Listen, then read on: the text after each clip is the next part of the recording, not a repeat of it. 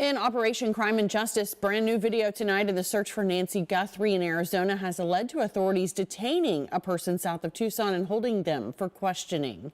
Take a look. This is the surveillance video that police released earlier today showing someone masked and trying to disable the front door security camera.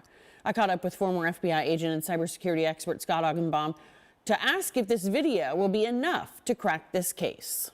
It shows us that this individual very confidently knew what he was doing. He knew where he was going. You know, this was very, very targeted. This was methodical. This was well planned. He knows who the family is.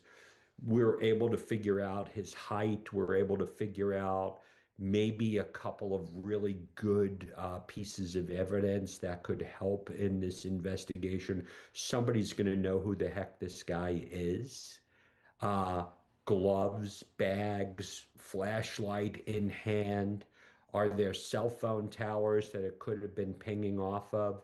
I guarantee you they're going to go to get everyone's Ring doorbell in the area and that stuff. So this is really fluid. Do you think that this surveillance footage was just obtained or strategically withheld until now? Who knows? I am going to go under the fact that what did they do? They sat there, they got this information, probably, you know, was there legal compliance that was done?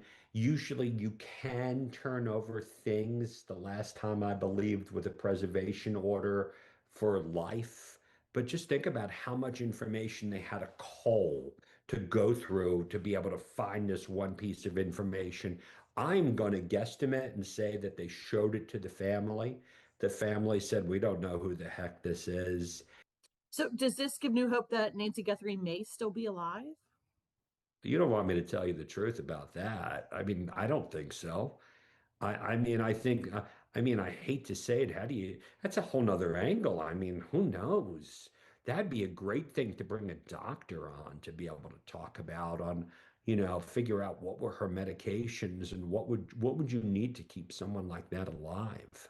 What stood out to you the most in that footage?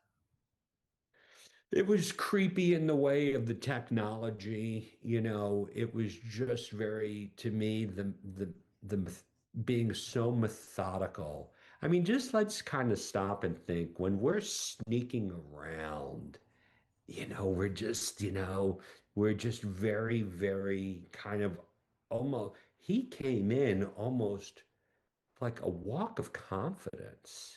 Like he knew what the heck he was doing. This was pre-planned, you know, and now you're going to have to start going through all these things. You know, did anybody make threats to these people before?